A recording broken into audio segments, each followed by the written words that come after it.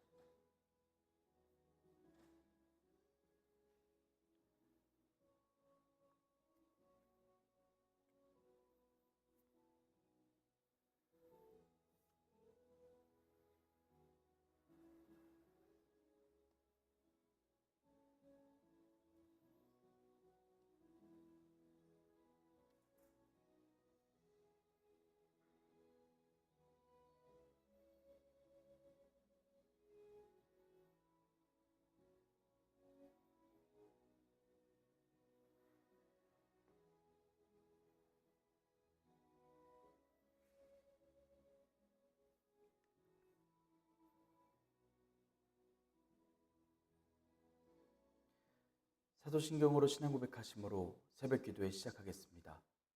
전능하사 천지를 만드신 하나님 아버지를 내가 믿사오며 그 외아들 우리 주 예수 그리스도를 믿사오니 이는 성령으로 잉태하사 동정녀 마리아에게 나시고 본디오 빌라도에게 고난을 받으사 십자가에 못 박혀 죽으시고 장사한 지 사흘 만에 죽은 자 가운데서 다시 살아나시며 하늘에 오르사 전능하신 하나님 우편에 앉아 계시다가 저리로서 산자와 죽은 자를 심판하러 오시리라.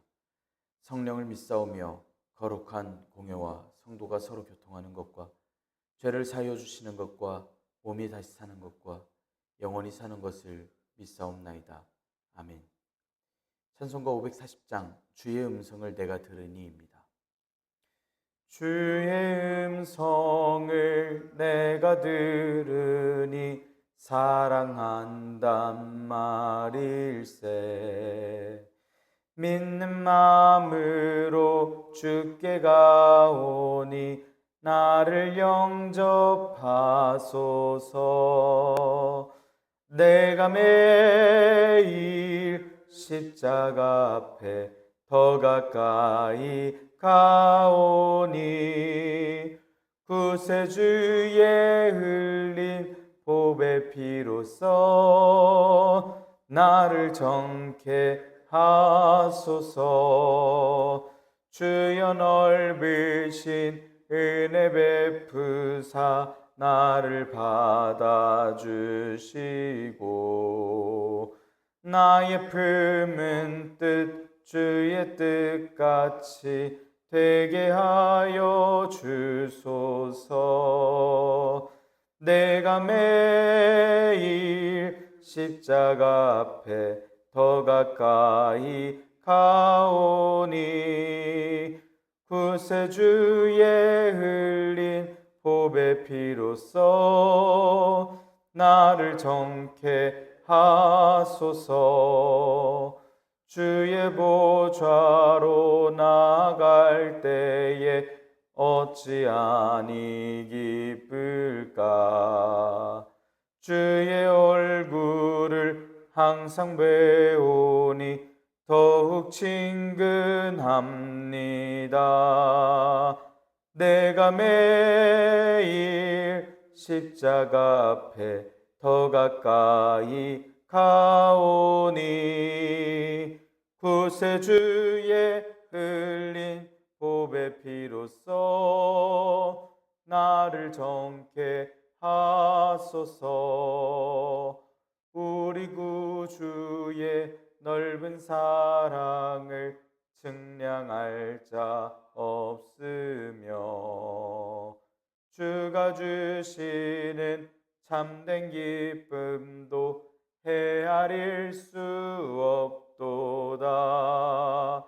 내가 매일 십자가 앞에 더 가까이 가오니 구세주의 흘린 보배 그리스도의 피로써 나를 정케 하소서.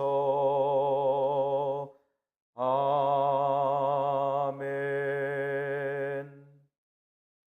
은혜롭고 자비로우신 하나님 아버지, 오늘도 새 하루를 허락하여 주시니 감사합니다.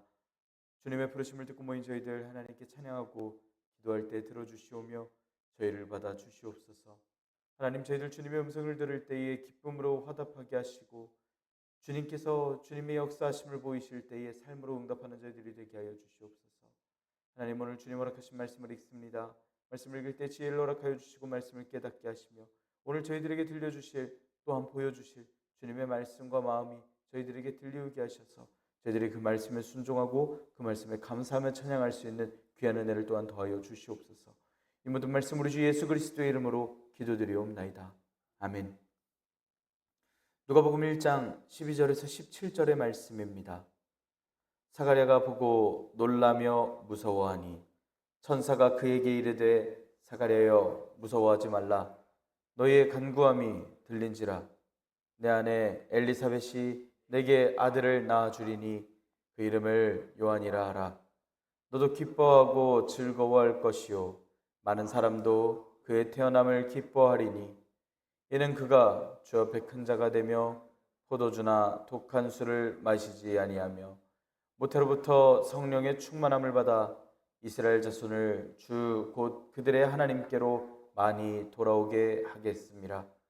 그가 또 엘리야의 심령과 능력으로 주 앞에 먼저 와서 아버지의 마음을 자식에게 거스르는 자를 의인의 슬기에 돌아오게 하고 주를 위하여 세운 백성을 준비하리라.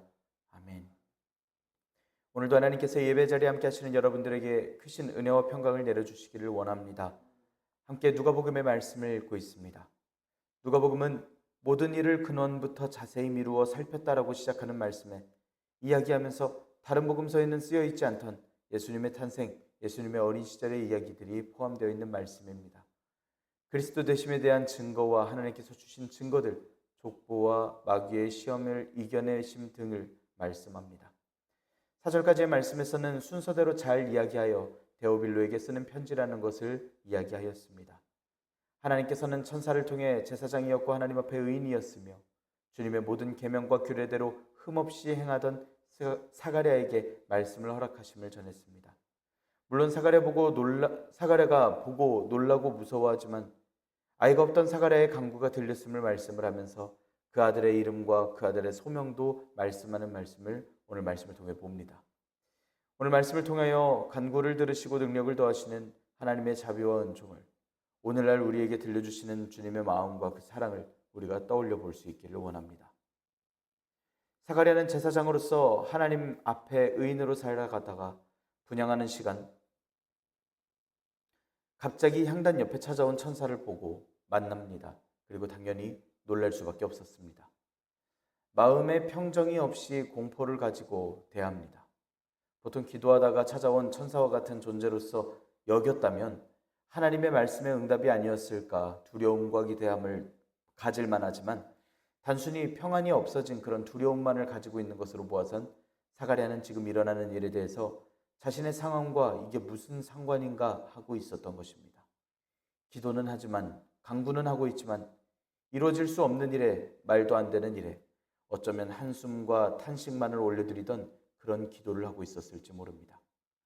그리고는 정말로 나타난 주님의 사자를 보았을 때 도와주시기를 간구하기는커녕 이게 주님의 역사하심이라고 믿기는커녕 도와주실까 기대하기는커녕 두려워하고 무서워하고 있었을 뿐인 것입니다. 사랑하는 성도 여러분, 사랑의 하나님께서는 기도를 들어주십니다. 역사하십니다. 그리고 살아가게 하십니다. 그 하나님께서 놀라운 일들을 저 여러분들의 삶에 보이셨을 때 우리가 단지 놀라며 무서워하지만 않기를 간절히 소망합니다. 하나님의 일하심일까 하고 담대하게 맞이하고 하나님의 역사하심을 찬양하는 저 여러분들 되기를 원합니다. 하나님의 일들이 우리의 삶과 생활을 통하여 이루어질 때 하나님께서 역사하시는구나 하며 찬양하며 의지할 수 있기를 원합니다. 천사는 사가랴의 간구를 들었음을 전해줍니다. 간구함이라고 하는 원어는 일반적인 기도와는 다른 원어를 쓰고 있습니다. 간구가 주가 되는 그런 특별한 기도입니다. 평상시에 올려드릴 그런 기도와는 다른 특별한 기도를 올려드리고 있었던 것입니다. 근데 천사가 말하는 말투가 이렇습니다.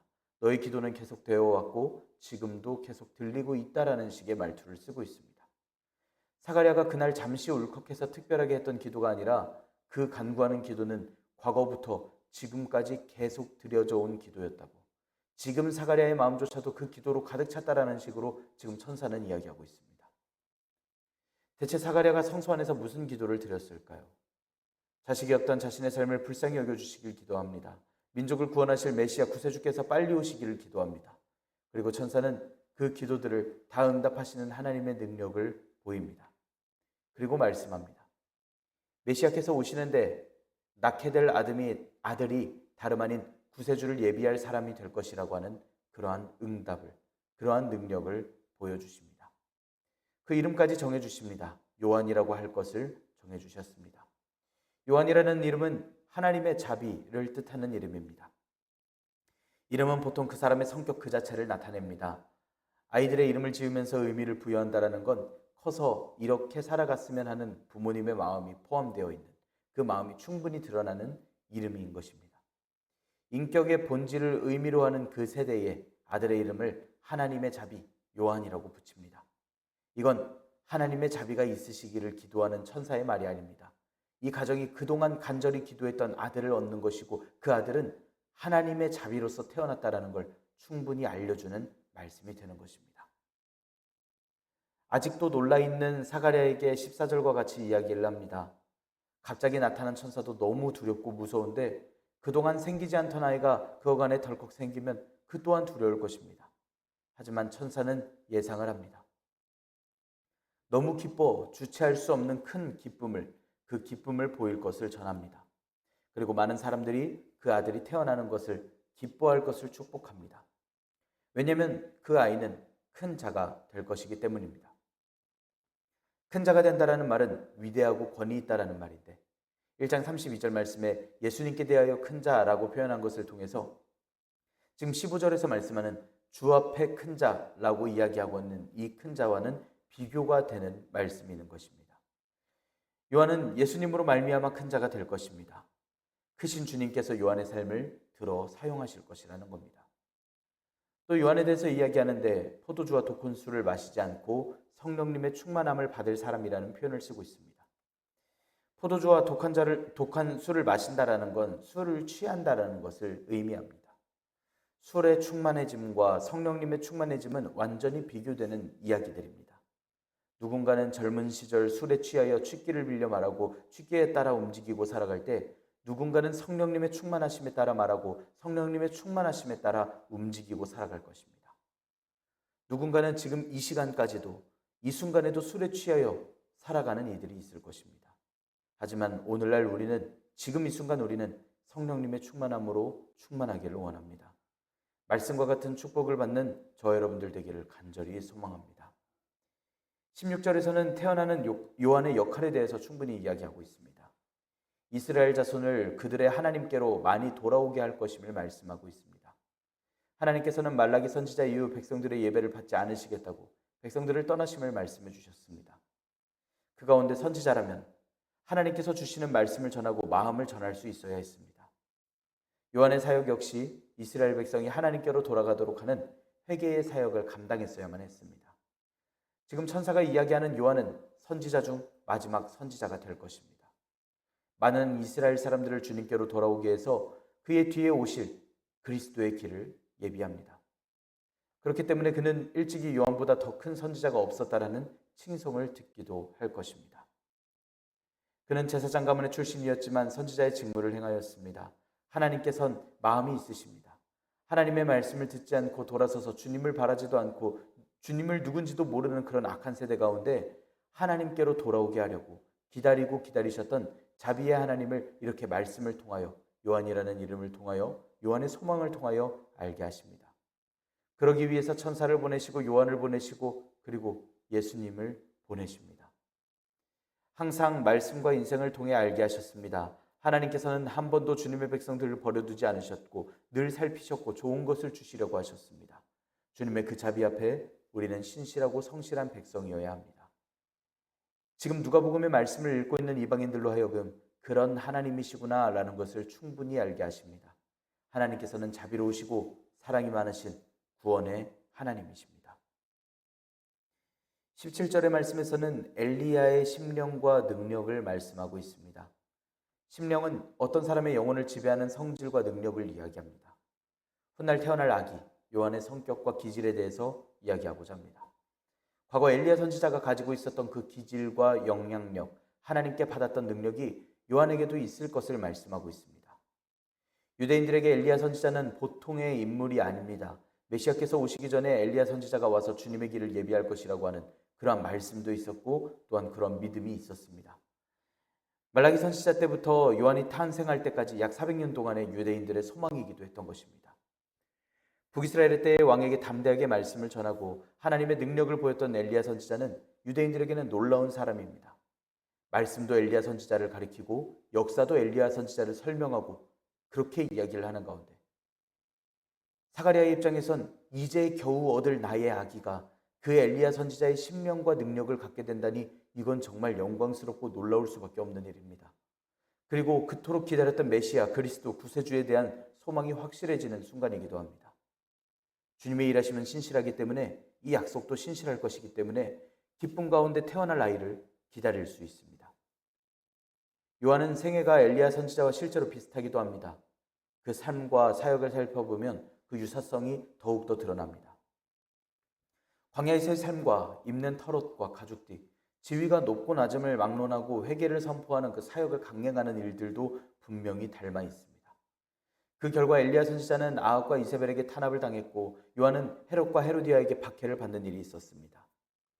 물론 이런 축복을 받았다고 해서 엘리야 선지자가 요한으로 태어난다라는 그런 말이 되는 것은 아닙니다. 그만큼 신실한 하나님 앞에서의 의인의 삶에 하나님께서는 드디어 그 간구함을 들으시고 아들을 더하실 것이고 그 아들의 역할은 자그마치 세상의 빛, 세상의 구세주를 예비할 크고 영광스러운 인물이 될 것을 이렇게 충분히 말씀하고 있습니다. 엘리야 선지자와 같이 살아갈 요한의 역할은 다음과 같습니다. 먼저 주 앞에 먼저 옵니다. 예수님께서 오시기 전 먼저 와서 어떠한 일들을 예비함을 전하고 있습니다. 그리고 아버지의 마음을 자식에게 전할 일을 합니다. 이 말씀은 말라기 4장의 말씀을 떠올리게 하는 말씀인데 만군의 여호와 하나님께서 주시는 말씀입니다. 하나님의 날이 올 것입니다. 용광로 불같은 날이 될 것인데 그날에 지푸라기 같은 교만한 악을 행하는 자들을 다 불살라 버리시고 뿌리도 가지도 남기지 않을 것을 말씀하셨습니다. 악인을 밟으시고 하나님께서 정하신 날에 발바닥에 밟힌 재와 같은 것을 또한 말씀하셨습니다. 율례와 법도를 기억하라고 하나님의 날이 오기 전 선지자 엘리야를 보내겠다라고 하신 말씀이 바로 말라기 4장의 말씀이었습니다. 그가 아버지의 마음을 자녀에게로 돌이키게 할 것과 자녀들의 마음을 아버지에게로 돌이키게 할 것을 말씀한 바가 있습니다. 앞서서 요한의 모습이 마치 엘리야의 심령과 능력을 지닐 것이라는 말씀으로써 아버지의 마음을 자식에게 전한다라고 이야기를 했을 때는 돌이키지 않았을 때 하나님께서 그 땅을 치실까 두려우시다라고 하신 말씀, 그 말씀이 떠오르며 이어지는 말씀이 됩니다. 예수님보다 먼저 와서 만백성들이 하나님께로 마음을 돌이킬 일들을 행할 것입니다. 의인의 설기에 돌아오게 할 것이고 주님을 위해 세운 백성들을 예비하고 준비할 것입니다. 예수님께서 이루실 구원의 일을 요한이라는 사람이 뭐길래 행하는가 싶지만 그는 분명히 이렇게 예수님의 일과 예수님을 예비하는 존재가 될 것입니다. 이는 하나님께서 기도를 들으시고 응답하시며 역사하시는 일들입니다. 사가랴에게는 더 없는 복입니다. 결국 그토록 기대하던 아들이 태어날 것입니다. 게다가 그 아들이 그토록 기다려왔던 메시아와 관련된 그 인물이 될 것입니다. 직접적으로 언급되어지고 역사에서만 들었던 엘리야 선지자와 같은 그러한 사람으로 성장할 것이라고 천사가 이미 약속을 하고 있습니다.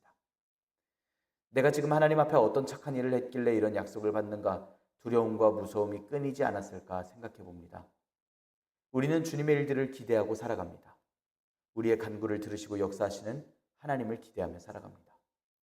하나님께서 나타나셨을 때 두려워하고 무서워하기보단 주님께서 이루실 일들을 기대하고 찬양합니다. 그냥 아들이면 되는데 그 아들이 자그마치 온 세상의 메시아를 예비하는 인물이 될 것이라니 책임감도 막중하고 그 기쁨이 흘러 넘치기도 합니다. 우리가 주님 앞에 의인으로서 인정받고 이런 은혜를 누리기를 원합니다. 하나님께서 우리의 간구를 들으시되 차고 넘치게 임하시고 놀라운 일들을 더하시는 그러한 은혜가 우리에게 있기를 원합니다. 우리는 오늘도 기도하며 간구할 것입니다. 그 가운데 주님께서 일하실 일들을 기대하고 응답하여 주시고 역사하여 주실 때 우리는 두려워하고 멈춰서는 것이 아닌 감사하며 주님의 음성을 기다리기를 원합니다. 주님께서는 우리의 기도를, 우리의 삶을 들어 주님의 놀라운 일들에 사용하시며 또한 주님의 구원을 보이시고 주님께서 만민을 사랑하시는 그 사랑을 오늘 우리에게 들려주십니다. 기도하겠습니다. 은혜롭고 자비로우신 하나님 아버지, 저희들에게 은혜와 평강과 주님의 사랑을 허락하여 주시니 감사합니다. 하나님, 저희들을 복음 전도자로 세워 주시옵소서. 이루어진 일들을, 하나님께서 이루시고 성취하신 일들을 저희들이 경험하고 감사하고 또한 배웁니다. 그리고 이 일들에 대해서 이미 숱한 신앙의 선배들의 노력을 이어서 저희들도 전하고자 합니다. 하나님, 능력과 지혜 주셔서 이 말씀을 이해하게 하시고 또한 말씀을 들을 때에 마음 가운데에 주님께서 허락하신 소명이 충만하게 하여 주시옵소서. 그리하여 주님 말씀에 순종하는 종, 주님께서 이끄시고 받아주시는 종이 되도록 주님 저희를 받아주시옵소서. 하나님, 저희들 주님의 역사하심에 두려워하지 않을 수 있도록 인도하여 주시옵소서. 차고 넘치는 주님의 은혜와 은총을 찬양하며 감사하고 간구하는 저희들이 되게 하여 주시옵소서. 이 모든 말씀 우리 주 예수 그리스도의 이름으로 기도드리옵나이다. 아멘. 하늘에 계신 우리 아버지여, 이름이 거룩히 여김을 받으시오며 나라가 임하시오며 뜻이 하늘에서 이루어진 것 같이 땅에서도 이루어지이다. 오늘 우리에게 일용할 양식을 주시옵고 우리가 우리에게 죄 지은 자를 사하여 준 것 같이 우리 죄를 사하여 주시옵고 우리를 시험에 들게 하지 마시옵고 다만 악에서 구하시옵소서. 나라와 권세와 영광이 아버지께 영원히 있사옵나이다. 아멘. 우리 이 시간 함께 기도하기를 원합니다. 오늘의 말씀을 지켜내기 위하여 하나님께서 허락하여 주신 소명, 하나님께서 들어주시는 우리의 기도의 간구를 하나님께서 오늘 우리들에게 기억나게 하시고 또한 우리 마음 가운데 성령님의 충만함이 있어 기쁨 가운데 주님께 기도하고 또 주님의 일들을 기대하게 살아가도록 주님께서 마음을 허락하여 주시라고 또 지혜와 능력과 권세를 허락하여 주시라고 우리 함께 기도할 수 있기를 원합니다. 우리 함께 기도할 때에 이 땅의 평화를 위하여서 기도합시다. 전쟁과 자연재해로 어려움을 겪고 있는 나라들을 위하여서 우리 함께 기도하기를 원합니다. 우리 또 교회 아픈 이들을 위하여서 함께 기도합시다. 주님께서 치유를 명하여 주시기를 우리 시간 함께 기도합니다. 한 목소리로 함께 간구하며 기도드리겠습니다.